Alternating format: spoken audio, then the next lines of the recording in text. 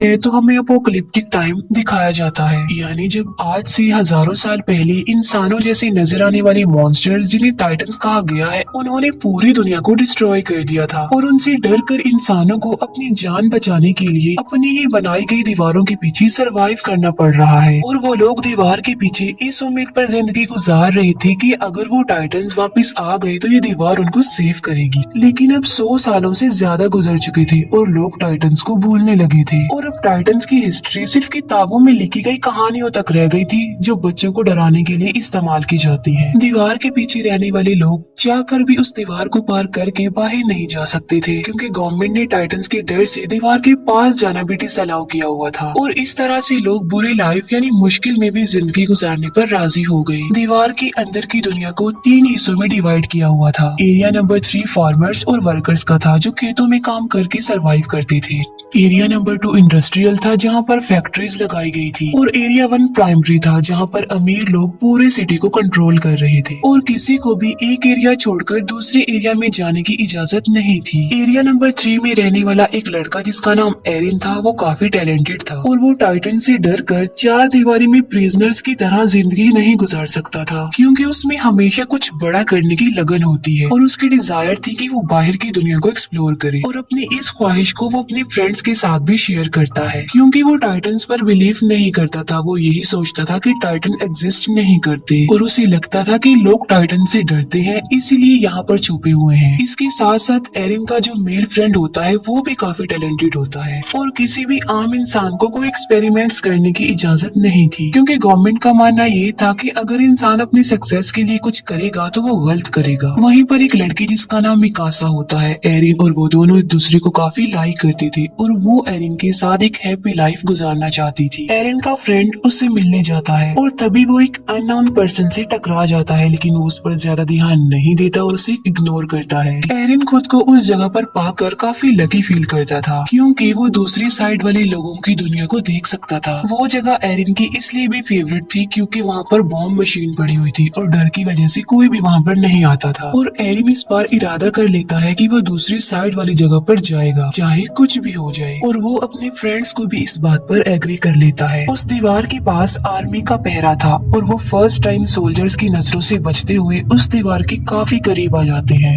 लेकिन इससे पहले कि वो आगे बढ़ते, वो पकड़े जाते हैं। उन सोल्जर्स का लीडर उन लोगों को बचा लेता है, क्योंकि वो लीडर एरिन को काफी लाइक करता था और उन्हें पता था कि एरिन काफी इंटेलिजेंट है और वो एरिन के इस पैशन को अंडरस्टैंड भी करते थे। अभी वो लोग ये बातें डिस्कस कर ही रहे होते हैं कि जमीन कांप उठती है और जब वो दीवार के ऊपर देखते हैं तो उन्हें यकीन नहीं आ रहा होता जो वो देख रहे होते हैं, क्योंकि पहली बार इतने खौफनाक डर से उनका सामना जो हो रहा था और वो एक मॉन्स्टर टाइटन था, जो कि टाइटन से कई ज्यादा पावरफुल और बड़ा था। और ऐसे मॉन्स्टर्स को जायंट्स कहते हैं और वो उस दीवार से भी काफी बड़ा होता है और आग का बना होता है। और उस वक्त वो आग निकाल रहा था और अपने इतने बड़े बड़े पाँव का इस्तेमाल करके वो दीवार को तोड़ने लगता है। वो लोग काफी डरे हुए और काफी हैरान होते हैं। आग के अटैक से काफी बुरा हाल हो चुका था। लीडर एक सोल्जर को ऑर्डर देता है कि वो बॉम्बिंग करना शुरू कर दे, लेकिन वो सोल्जर उसे ये कहकर रोक देता है कि गवर्नमेंट ने हमें इन एक्सप्लोजिव का यूज करने से मना किया है। और वो जायंट काफी बड़ा होल करके हवा की तरह गायब हो जाता है और वहाँ पर तूफान आने से पहले जैसी खामोशी छा जाती है और देखते ही देखते वो टाइटन्स मॉन्स्टर्स दीवार के उस होल से बाहर आने लगते हैं। दिखने में तो वो बिल्कुल इंसानों जैसे लग रहे थे, लेकिन इंसानों की निस्बत वो काफी लंबे चौड़े थे और इंसानों को देखकर उनके फेस पर इविल स्माइल होती है कि जैसे वो इंसानों को अपना खाना समझ रहे हों। वो लीडर टाइटन्स पर बॉम्बिंग करने में कामयाब हो जाते हैं, लेकिन उन्हें ये नहीं पता था कि ये टाइटन्स इटर्नल हैं, यानी ये एक ऐसे मॉन्स्टर्स हैं जिन्हें कभी नहीं मारा जा सकता। और टाइटन्स की बॉडी की जख्मी पार्ट्स खुद ब खुद रिस्टोर होने लगते हैं। अब क्योंकि टाइटन्स तादाद में काफी ज्यादा थे तो वो लोगों को चारों तरफ से घेर लेते हैं और इंसान उसके आगे काफी छोटा दिख रहा था। और वो इंसानों को ऐसे समझ रहे थे कि जैसे इंसान पाँव में आने वाले कीड़े मकोड़े चूंटियां हैं जिन्हें मसल दिया जाए, खेलने वाले खिलौने हैं और यही नहीं बल्कि इंसान उनके लिए किसी बारबेक्यू से कम नहीं थे, क्योंकि वो उन्हें ऐसे ही पकड़ पकड़ कर खा रहे थे। सोल्जर्स इतने ज्यादा डर जाते हैं कि वो टाइटन्स का खाना बनने से ज्यादा सुसाइड को प्रेफर करते हैं और अपने आप को मार डालते हैं। टाइटन्स ने पूरे सिटी में तबाही मचा दी थी। लोग या तो टाइटन्स का शिकार होकर या लोगों की अफरा तफरी में कुचलकर मरने लगते हैं और उन लोगों को अपनी जान बचाने के लिए सिर्फ एक ही जगह मिलती है, जो कि सिटी का बहुत बड़ा हॉल था। लोग सिर्फ खुद को सेव करने के लिए दूसरों की जान की परवाह किए बगैर जबरदस्ती अंदर घुसने लगते हैं और एरिन और मिकासा भी खुद को सेव करने के लिए ऐसा ही करते हैं। मिकासा एक छोटे बच्चे को उसकी माँ के साथ देखती है तो उसे उन लोगों पर तरस आता है और वो उस बच्चे को सेव करने की वजह से बाहर ही रह जाती है और एरिन लोगों की भीड़ में घसीटते हुए हॉल के अंदर चला जाता है और हॉल का दरवाजा बंद कर दिया जाता है। एरिन उस हॉल की डोर को खोलने की कोशिश करता है, लेकिन लोग उसे ऐसा करने से मना कर देते हैं। मिकासा ने उस छोटे बच्चे को पकड़ा होता है और एक टाइटन मिकासा की तरफ ही आ रहा होता है। एरिन जो कि मजबूर होता है और कुछ भी नहीं कर पाता और टाइटन मिकासा और उस बच्चे दोनों को निगल जाता है और अचानक से वहाँ पर खामोशी छा जाती है। एरिन किसी तरह जबरदस्ती करके उस हॉल से बाहर आ जाता है और वो देखता है कि जिस हॉल में सर्वाइवर्स छुपे हुए हैं, टाइटन्स उस हॉल के चारों तरफ से घेरे हुए खड़े हुए हैं और टाइटन्स उस हॉल की छत को तोड़कर लोगों को खाने लगते हैं और तेजी से लोगों का खून बहने लगता है जैसे खून की नदी बह गई हो। हालात से तंग एरिन सिटी की तरफ आगे बढ़ जाता है। इसके बाद हम 2 साल बाद के टाइम को देखते हैं, जहाँ हमें एरिया 2 यानी इंडस्ट्रियल एरिया दिखाया जाता है। ये लोग सेफ थे क्योंकि मजबूत दीवार की वजह से जायंट के हमले से बच गए और जो लोग पिछले हमले के सर्वाइवर्स थे वो भी यहाँ आकर बस गए, क्योंकि एरिया 3 यानी लेबर्स एरिया में अभी भी टाइटन्स थे। अब क्योंकि उस एरिया में आने से लोगों की आबादी बढ़ गई थी तो खाने पीने की किल्लत पड़ जाती है, लोग भूख की वजह से मरने लगते हैं। अब एरिया 3 के बाकी सर्वाइवर्स के पास बचने का सिर्फ एक ही रास्ता था और वो था अपने एरिया को टाइटन से बचाने का, यानी टाइटन्स का मुकाबला करके वो अपने एरिया को बचा सकते हैं। टाइटन से लड़ने के लिए सोल्जर्स की एक टीम तैयार की जाती है जिनको 2 साल की सख्त ट्रेनिंग दी जाती है। अब इसमें एरिन और उसका फ्रेंड भी पार्टिसिपेट करते हैं क्योंकि मिकासा की मौत का बदला लेना चाहते थे वो लोग। एरिन को मिकासा की डेथ पर गिल्ट था कि उसने मिकासा को नहीं बचाया। उन लोगों को एक कमांडर लीड कर रहा था जिसका नाम कुबाल था। कमांडर कुबाल प्लान बनाता है कि वो अपने मिशन के लिए रात के अंधेरे में निकलेंगे। उनका मिशन ये था कि वो एरिया 3 के बड़े होल जहाँ से वो टाइटन्स आए थे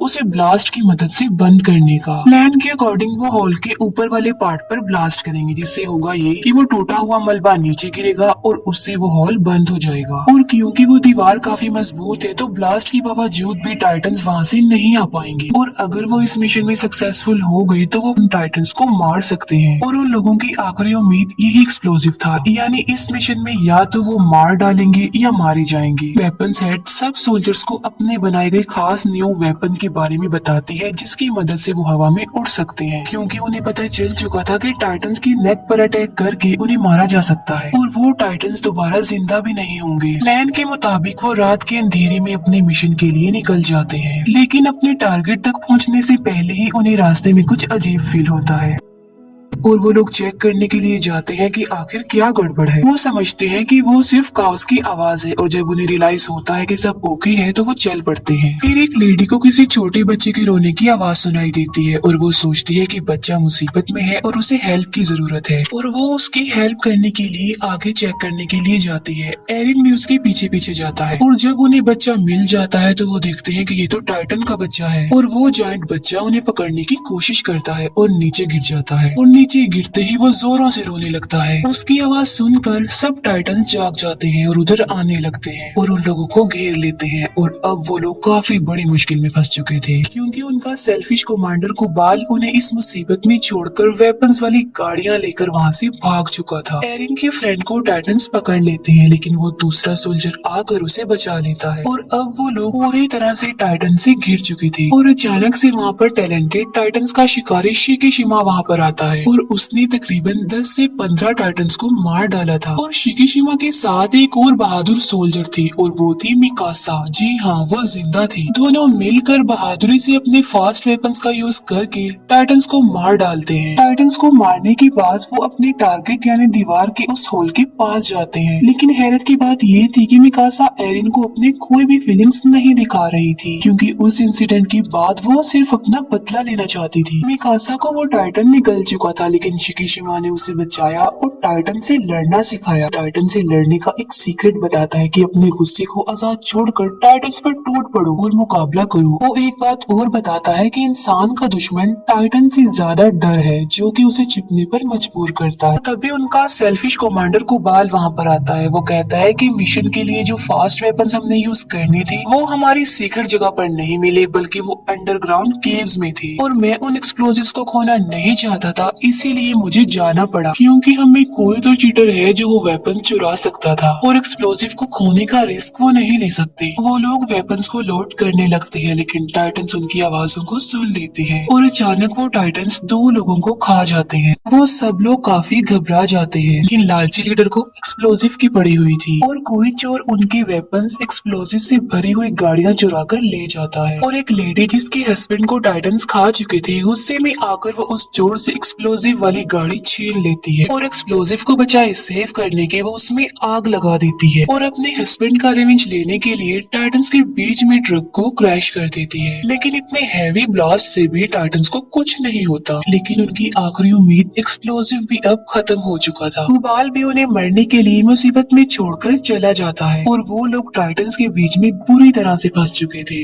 एरिन भी अब हिम्मत हार चुका था, लेकिन फिर उसे शिकीशिमा के गुस्से वाली बात याद आ जाती है और वो अपने गुस्से को आजाद छोड़कर टाइटन से मुकाबले के लिए जाता है और वो उन टाइटन्स का मुकाबला करते हुए कुछ टाइटन्स को मारने में कामयाब भी हो जाता है। और फिर फाइट के दौरान टाइटन से मुकाबला करते हुए उसका एक पाँव टूट जाता है और एक टाइटन एरिन के फ्रेंड को पकड़ लेता है। सब लोग एरिन के फ्रेंड को बचाने के लिए लड़ते हैं ताकि वो टाइटन उसे निगल ना जाए। एरिन अब पूरी तरह से हिम्मत हार चुका था और वो डिसअपॉइंट हो चुका था कि वो किसी भी तरह लोगों की हेल्प नहीं कर पा रहा है, लेकिन वो फिर भी हार ना मानते हुए हिम्मत करके उठता है और बिल्कुल ठीक वक्त पर वो अपने फ्रेंड को उस टाइटन का खाना बनने से बचा लेता है। लेकिन उसे सेव करते करते वो अपना एक हाथ भी खो बैठता है और आखिरकार एक टाइटन उसे निगल लेता है और एरिन देखता है कि वो इस खतरनाक टाइटन के पेट में आ चुका है और आहिस्ता आहिस्ता डाइजेस्ट हो रहा है। ये देखकर मिकासा कंट्रोल से बाहर होकर उस टाइटन पर अटैक कर देती है, लेकिन किस्मत उनका साथ नहीं दे रही थी और मिकासा क्रैश हो जाती है क्योंकि उसका गियर खराब हो चुका था। और अब मिकासा को अपनी मौत अपने सामने नजर आ रही थी क्योंकि वही टाइटन उसकी तरफ भी आ रहा था।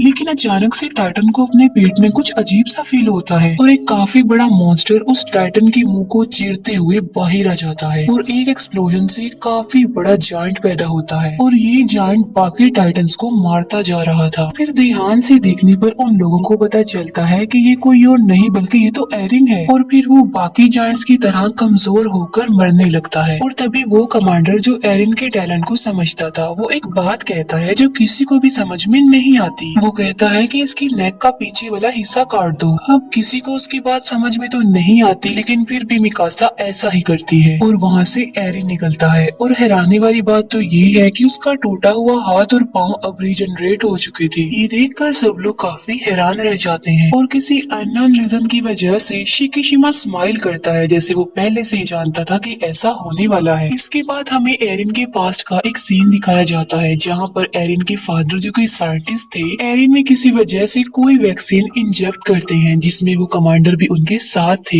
एरिन की मदर उन लोगों को ऐसा करने से मना करती है, जिसके जवाब में वो कहते हैं कि इस वैक्सीन की वजह से एरिन बड़े होकर लोगों की जिंदगी बचाने में एक बड़ा रोल अदा करेगा। इतनी ही देर में कुछ गवर्नमेंट ऑफिसर्स उनके दरवाजे पर नॉक करते हैं और एरिन के फादर एरिन और उस कमांडर को एक रूम में छुपा देते हैं। उन गवर्नमेंट ऑफिसर्स में कुबाल भी शामिल था और उन लोगों को पता चलता है कि एरिन के फादर किसी खुफिया एक्सपेरिमेंट्स पर काम कर रहे हैं और आम लोगों को तो किसी इन्वेंशन एक्सपेरिमेंट्स की इजाजत नहीं थी। और पनिशमेंट के तौर पर वो ऑफिसर्स एरिन के पेरेंट्स को अरेस्ट करके ले जाते हैं और साथ ही उनके एक्सपेरिमेंट्स को भी जला दिया जाता है। और यही वजह थी कि वो कमांडर एरिन को इतना लाइक करती थी उसकी इस खूबी की वजह से। और उन्हें ये भी पता था कि इस वैक्सीन की वजह से एरिन और ज्यादा पावरफुल बन गया ताकि वो लोगों की जिंदगियों को सेव कर सके। एरिन की आँख खुलती है तो वो देखता है कि कुबाल ने उसे कैद किया हुआ है और एरिन को खुद भी इस बात पर यकीन नहीं आ रहा था कि वो वाकई एक जायंट में बदल गया था। लेकिन साथ साथ उसे खुद पर प्राउड भी फील हो रहा था कि आखिर उसमें एक ऐसी खूबी है जो कि टाइटंस के खिलाफ इंसानों की मदद करने में इम्पोर्टेंट रोल अदा कर सकती है। लेकिन एरिन कुबाल के लिए एक खतरा था जिसकी वजह से वो उसे प्रिजनर बना के रखता है, क्योंकि वो सोचता था कि इंसानों को नए एक्सपेरिमेंट्स और इन्वेंशन करने की कोई जरूरत नहीं है, बल्कि इंसानों को डरपोक बनकर डरते हुए ही उस दीवार के पीछे जिंदगी गुजारनी चाहिए। वो कमांडर जब एरिन की फेवर में बोलता है तब कुबाल उसे शूट करके मार डालता है, लेकिन मरने से पहले वो कमांडर एरिन को एक राज की बात बताता है कि कुबाल ही तुम्हारे पेरेंट्स का कातिल है। ये सुनते ही एरिन और उसके साथी कुबाल के अगेंस्ट हो जाते हैं और तभी अचानक से वहाँ पर पावरफुल जायंट जंप करके आ जाता है और वो आते ही सबसे पहले एरिन को पकड़ लेता है। वो लोग उसे रोकने की कोशिश करते हैं लेकिन वो सबको अपने रास्ते से हटा रहा था। वो एरिन के एक फ्रेंड को भी मारने की कोशिश करता है लेकिन मिकासा उसे ऐसा करने से रोक देती है और ऐसा लग रहा था कि शायद वो मिकासा की बातों को अंडरस्टैंड कर रहा था और वो एरिन को अपने साथ लेकर निकल जाता है और इस सारी फाइट पे कुबाल मारा जाता है। अब क्योंकि एरिन भी उनके पास नहीं था तो उन्हें समझ में नहीं आ रही थी कि क्या किया जाए। फिर एरिन के फ्रेंड को याद आता है कि उनके पास अभी भी एक एक्सप्लोजिव है जिसे वो यूज करके अभी भी अपना मिशन पूरा कर सकते हैं और वो सब लोग बॉम्ब को रिकवर करने के लिए एरिया 3 में चले जाते हैं। एरिन की आंख एक काफी बड़ी और अजीब से रूम में खुलती है और उस रूम में कुछ चीजों के अलावा शिकिशिमा भी था और यहाँ पर शिकिशिमा बहुत सी बातों को रिवील करता है कि ये टाइटन्स इंसानों के ही बनाए गए हैं जिनको किसी और ने नहीं बल्कि एरिन के फादर ने ही बनाया था और उन्होंने ये टाइटन्स आर्मी वेपन्स के लिए बनाए थे, लेकिन उनका एक्सपेरिमेंट फेल हो जाता है जिसका बैड इम्पैक्ट ये पड़ा कि वायरस तेजी से इंसानों में फैलता गया और इंसान तेजी से टाइटन्स भी बदलते गए और उन्होंने दुनिया में तबाही मचा दी। ये सिलसिला ऐसे ही चलता रहेगा, कभी नहीं रुकेगा। और मुसीबत की बात ये है कि ये टाइटन्स बगैर कुछ खाए पिए भी जिंदा रह सकते हैं, यानी ये कभी भी मरने वाले नहीं है। और इन्हें मारने का सोल्यूशन सिर्फ और सिर्फ एरिन के फादर के पास था जो उनके साथ ही मर गया। और अगर गवर्नमेंट उन्हें इन एक्सपेरिमेंट से ना रोकती तो शायद आज टाइटन्स को मारने का कोई तो हल होता। और एरिन के फादर ने अपने बेटे को ही चूज किया जिसके अंदर उस वैक्सीन को इंजेक्ट किया ताकि वो लोगों की हेल्प कर सके और टाइटन्स के अगेंस्ट लड़ सके। और एरिन कभी भी नहीं मर सकता और जब चाहे वो जायंट में बदल सकता है। शिकिशिमा ये भी बताता है कि ये वही है जो गवर्नमेंट की अगेंस्ट है और उसके साथ ही नहीं वेपन्स चुराने की कोशिश की थी। एरिन शिकिशिमा की बातों से इम्प्रेस होकर उसकी हेल्प करने के लिए रेडी हो जाता है। एरिन के पार्टनर्स किसी तरह टाइटन से बचकर बॉम्ब के पास जाते हैं और बॉम्ब को ट्रक पर लोड करने के बाद वो दीवार की तरफ बढ़ते हैं, लेकिन रास्ते में ही शिकिशिमा उन्हें रोक लेता है। उसका प्लान ये था कि वो इस बॉम्ब की मदद से एरिया 2 पर अटैक करके उसे डिस्ट्रॉय कर देगा और दीवार गिर जाने की वजह से लोगों को ना चाहते हुए भी टाइटन से लड़ना पड़ेगा। और जब वो टाइटन्स को मारने में कामयाब हो जाएंगे